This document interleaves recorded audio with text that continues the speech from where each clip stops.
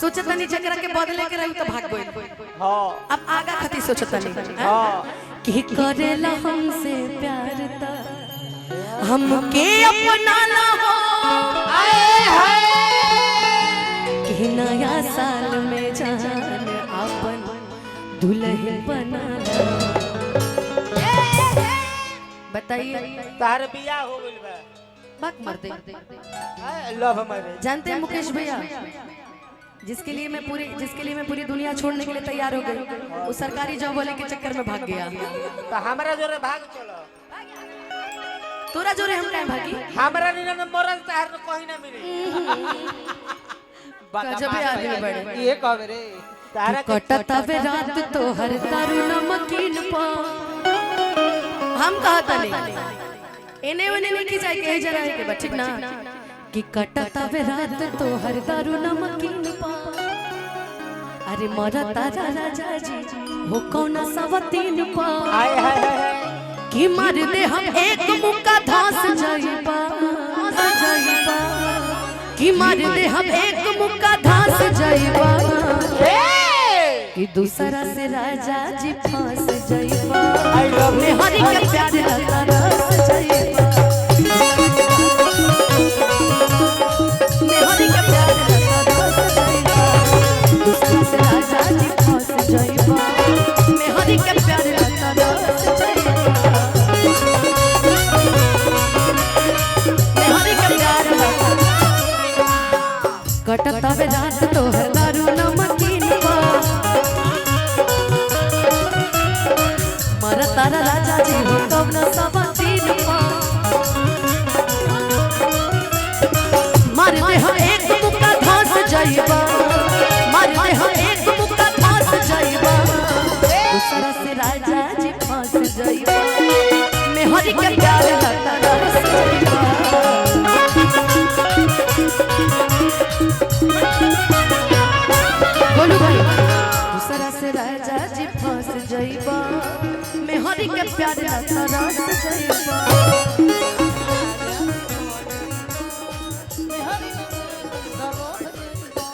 ये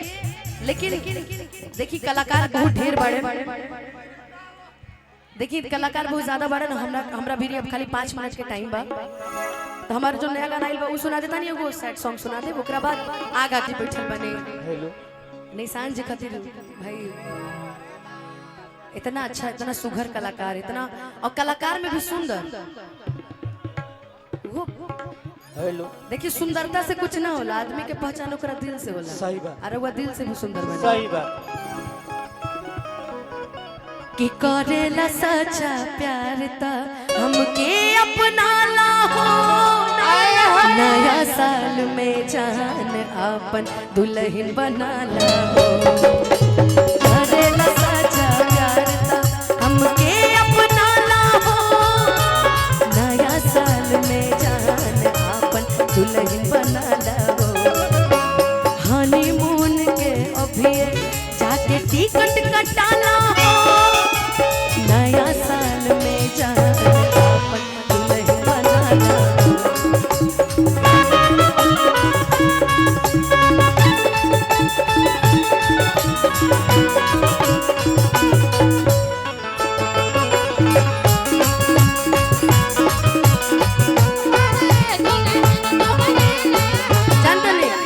भैया से जब चलत रहे भैया से पहले भेंट भइल रहे तो हमने के गाना गेले रही हमर चंदन मिलके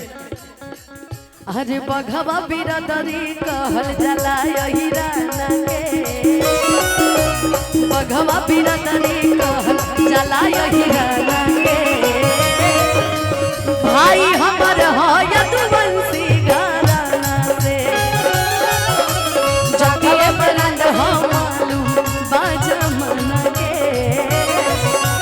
लाभर हमर हो यदुवंशी घराना के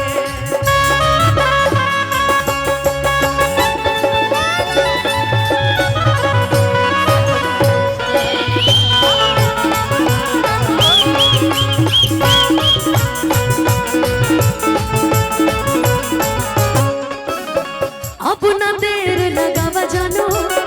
जल्दी से डोली लेके आवा जानो मोटा दहेज मिली शीशों के सेज मिली बात आगे बढ़ा जानू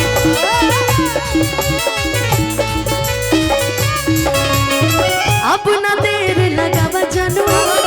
जल्दी से डोली लेके आवा जानू मोटा दहेज में शीशों के स्टेज में बतिया तू आगे बढ़ावा जानू